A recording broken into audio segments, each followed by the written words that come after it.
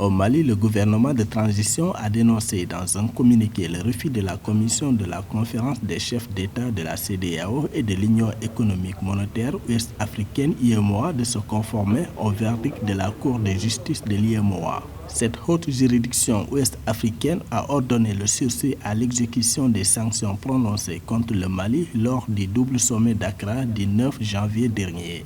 Derrière ce refus, le gouvernement du Mali indique une volonté de punir un peuple pour les choix politiques et obtenir par ses manœuvres un changement de régime. Le Mali a ainsi dénoncé l'attitude de la CEDEAO qui, selon lui, constitue un flagrant déni de justice tranchant avec les exigences d'un état de droit.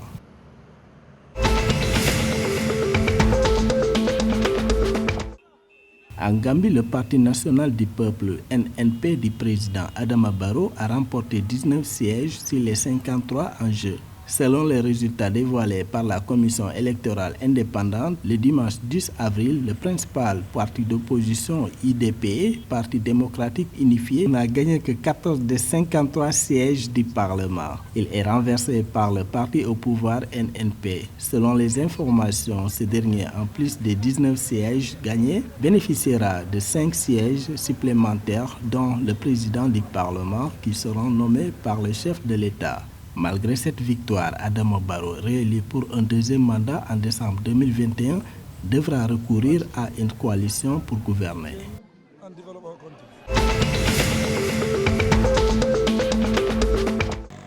Au Togo, les engagements de la République fédérale d'Allemagne pour l'année 2021 s'élèvent à plus de 65 milliards de francs CFA. C'est ce qui ressort du dialogue entre les autorités togolaises et de la République fédérale d'Allemagne tenu vendredi 8 avril 2022 à Lomé. Selon les informations, il s'agit des fonds destinés à la mise en œuvre des engagements contenus dans la matrice des réformes validées en mars 2021 par les deux États. Confortés par les résultats positifs enregistrés, les deux parties ont formulé de nouvelles propositions pour de nouveaux engagements en faveur de la redynamisation de leur coopération politique et économique.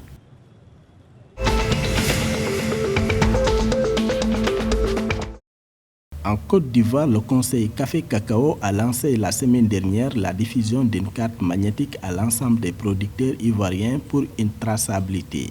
Selon les informations, l'objectif est d'accroître le contrôle des flux de fèves et de leur permettre d'effectuer des opérations en toute sécurité.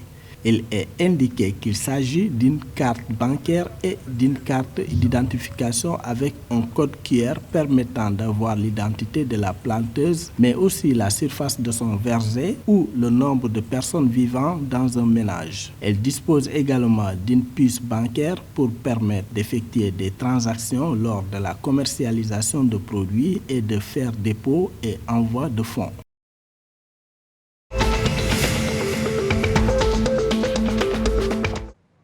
Jusqu'à nouvel ordre, l'accès à l'emploi public au Burkina Faso sera conditionné uniquement par l'admission à un concours direct. Dans une lettre en date du 5 février dernier, le ministre en charge de la fonction publique, Bassolma Bazié, demande à ses collègues et aux présidents d'institutions de suspendre jusqu'à nouvel ordre la planification et le recrutement sur mesure de nouvelles spéciales et ordinaires. Ce dernier pointe le manque d'égalité et le caractère discriminatoire des concours sur mesure nouvelles.